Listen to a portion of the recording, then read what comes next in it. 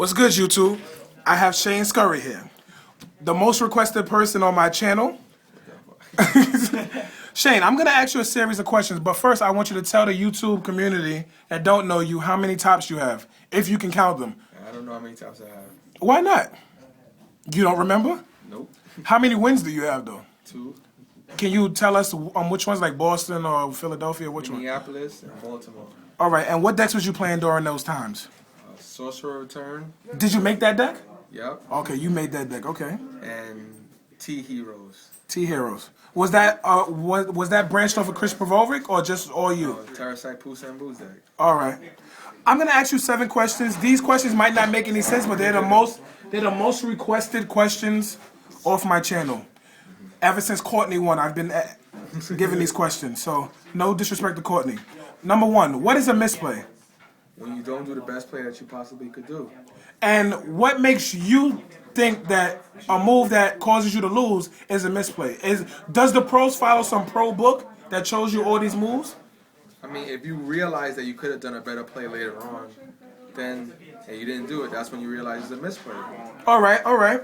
What do you think is better, when a person misplays and they gets rewarded for it and win or top something, or a person that plays perfect and win? Which one is better? Yeah. Of course, the person that plays perfect. Okay, now my question to you is, what is Why? playing perfect, Shane? No, answer my question first. What is playing perfect? Not making any misplays. How is that playing perfect if to you not making misplays to me is a misplay? That'll just be a debate we have to have. All right, all right. But your experience in the game, there's always a better move that can cause you to win if you lost. Yeah. Unless your opponent just opens nuts. There's not always. But if there are some like scenarios where if you did do a better play, you could have won. Oh. But just because you lost doesn't mean you made a misplay. So do you agree with when Courtney summoned the DD Crow? When Courtney summoned the DD Crow in the finals, was that a misplay even though he still won? Yeah, I think that's a misplay. Why? If he still won, there's no better move that he couldn't do because he still won. He could have saved the Crow.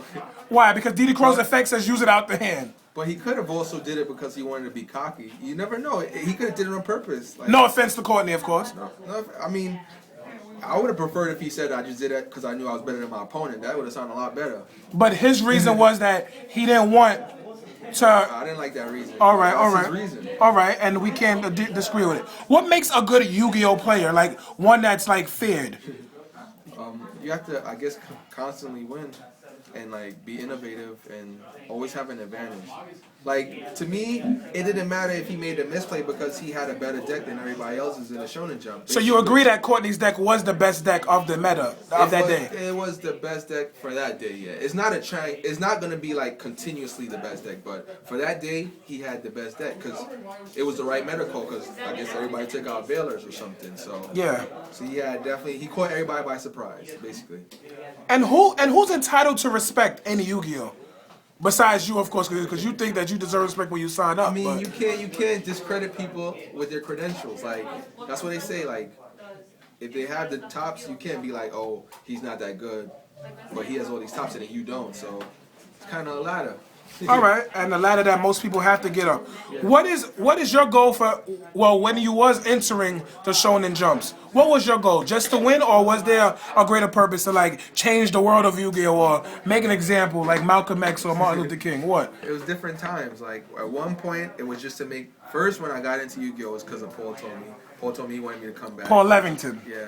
I was playing Versus, so I didn't really want to play Yu-Gi-Oh. So I came back because I wanted to be better than Comic Odyssey.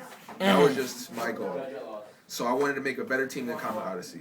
So when I made Scoop, we had constantly tops. So that was my goal then, to make sure my team top, or at least me, won. Then when I dropped the sponsorship, my goal was to make sure that I win, which I kind of won right after I dropped the sponsorship, which seems kind of funny. So I took a lot of stress off my head. And then usually every jump I usually enter is just the top first. Because that's what you got to do first. And then after you top, then your goal is to win. So you don't believe people that just enter, win the event, and then never be seen again deserve the title and the trophy? I mean, yeah, they deserve the title and the trophy. They won it. But they don't deserve probably a good player. Like, it happens in poker. Like, you have some players that win, and they're one-hit wonders, and they screw up after that. But then you have some players that's constantly, so those become the pro players. And then you have the the noobs or like the scrubs that are one-hit wonders. All right. My last question to you: if you was to ever enter a YCS again, again, will your attitude rather change to the Yu-Gi-Oh community if you came back and won? Would you act cocky or would you still be humble, Shane? Well, I was never humble, Shane. But most people think you're humble now because you're quiet because no one sees you on the radar. Because my goal was never to really win jumps because it was more to make my team. Because I never really cared about winning. Because I never wanted the fame. I never wanted none of that stuff. But my goal right now, it will kind of be to, if I win, it would just to be a show that like I still got it. And then I probably would quit again. But do you plan on coming back? Yeah, I'm coming back in 2012. 2012, one year before the world, and you're gonna make your return. So everyone dies remembering Shane Scurry. Yeah. All right, one question off the charts. Who's your favorite? No, not favorite. Who's the most deserving champion since you stopped playing? Deserving champion? Yeah. I know that's probably a long list of names, but it probably has to go to Billy Bragg now. He won back-to-back. It hasn't been done in like since Ryan in Jersey. Yeah, but that was like in 2004, I think. Pretty sure. So you put Billy Bragg before all the Canadians, all our main players. I can't really remember. I mean, Lazaro is, he's still up there, but I'm just talking about for now. Because I think he might have won before I quit. So I can't really put him in. Oh, Lazaro? Yeah. Oh, yeah. Okay, indeed. So a lot of people who really won before I quit. Because Lazaro won last year in Toronto. Yeah. All right, thanks, Shane.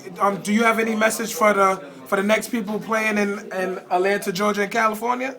Yeah, one, stop hating on the dude that won. Because he won. He had a better deck, and he destroyed. And then, what else? Nah, that's it. All right, so basically you believe Courtney W. deserves a seat in the throne of champions. I didn't say that on that now. So I want you to elaborate, because that's what I believe you just said on Pro Winston's channel. Explain it. I said that he's on the right track. Oh, so he's soon to come there, as long as he continue to be a consistent player. Yeah. All right, thanks, Shane. All right, later, YouTube. Next person will be a surprise.